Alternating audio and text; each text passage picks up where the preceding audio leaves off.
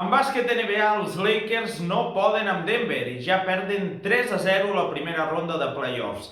Aquesta matinada, Lakers 105, Denver 112.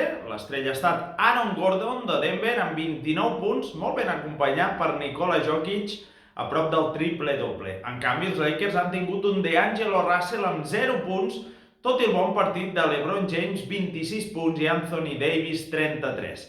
Si no passa un miracle gairebé impossible, els Lakers s'acomiadaran de la temporada molt aviat.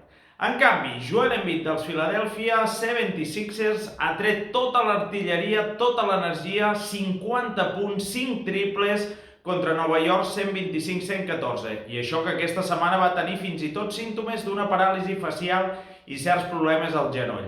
Els Sixers poden empatar ara l'eliminatòria en el pròxim partit, però no ho tindran fàcil davant un equip molt dur amb Jalen Brunson fent de les seves. Aquesta nit ha anotat 39 punts pels Knicks.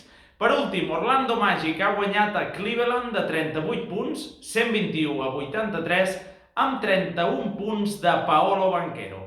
Això és tot per ara. Segueix l'emoció dels play-offs de la NBA aquí. Nosaltres, en principi, tornem dilluns de la setmana que ve. Que vagi molt bé. Salutacions.